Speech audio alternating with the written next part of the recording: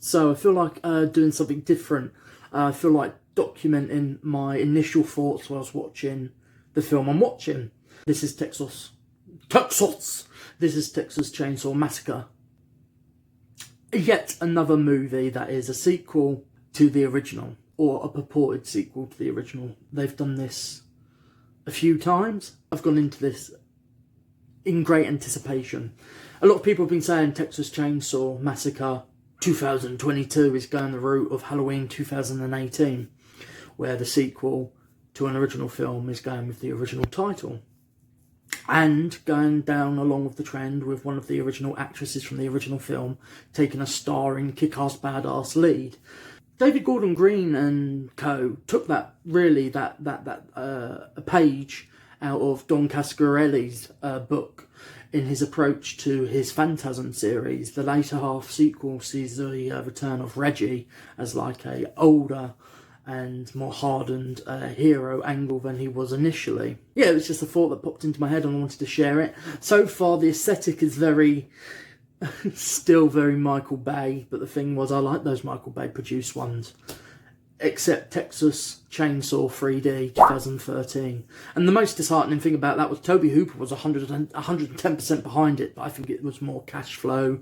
He even did a commentary with the director of it and was like, see, this is the proper sequel to my film. And it's like you already did a proper sequel, that really colourful camp film called Texas Chainsaw Massacre 2, which is very underrated.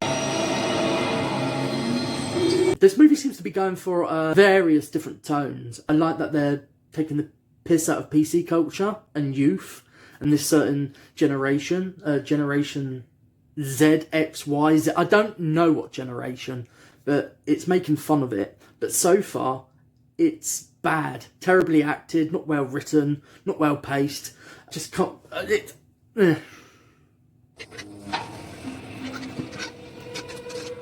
Why are you longing it out? It's not tense at all.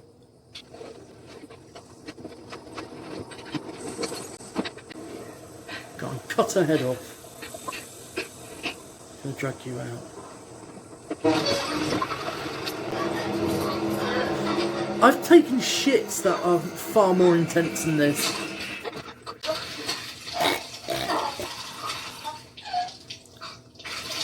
I mean, the gore isn't that impressive either. It's just underwhelming.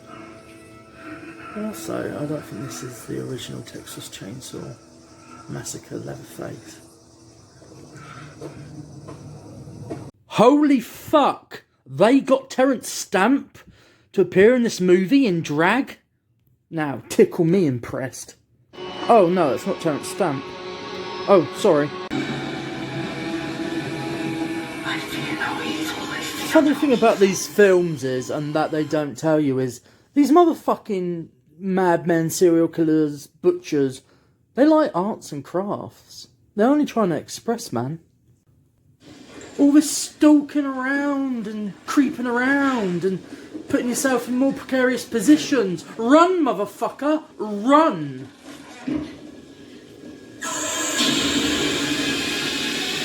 There you go. Oh, nice! Nice! Motherfucker just pouted it. No, you wouldn't. With an arm that strong, throwing a fucking hammer at you. Oh, here we go.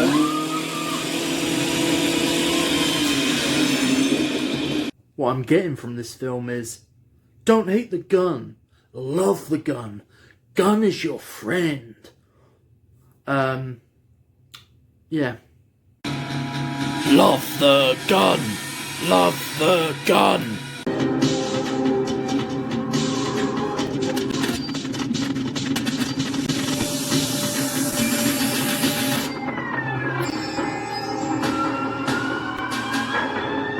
Well done, Colin Stetson.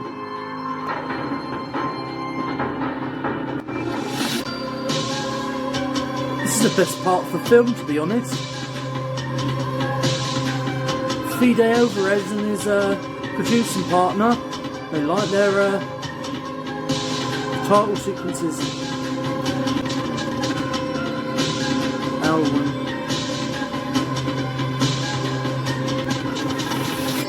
I'm I'm going to do a Franklin now.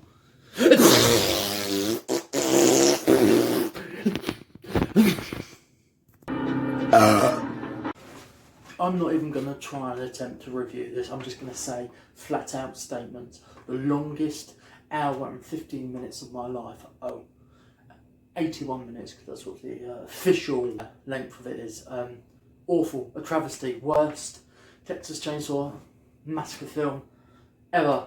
Massacred. Worse than some of those initial sequels, even the Matthew McConaughey one. It's interesting that Fede Alvarez and Rodo, his writing partner and producing partner, got a contract with their Bad Hombre production company with Legendary, and Legendary were kind of like, oh, this has been a bit of a shitfest. So I'm really not surprised that they made the decision to sell it to Netflix. I think they knew that it wasn't going to work at all. Funnily enough, the director of this, David Blue Garcia, directed a shitfest already called Hellfest. Or was it Bloodfest? Either way, I don't care. It's always going to be difficult if you're coming in whilst production is going and you've got to fill the shoes of directors who have had pre-production, more time with the script, more times with the sets, and go on and try and make a movie. But they obviously had faith. You'd probably someone in a list that they wanted to work with, sort of like David Blue Garcia, come in and, yeah, big shoes to fill.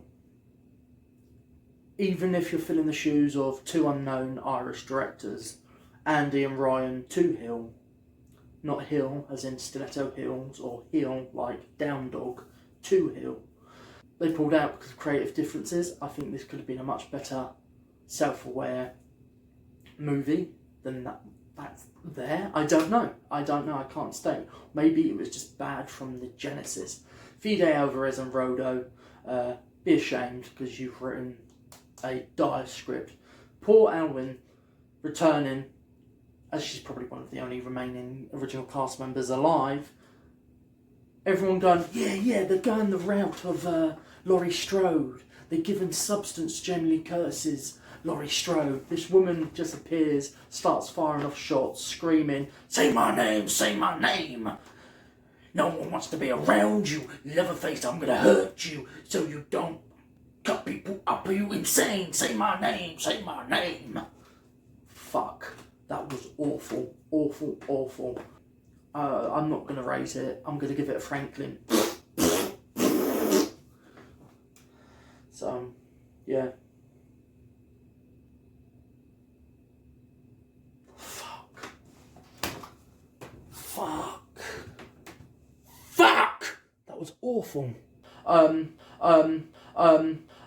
Say my name, say my name.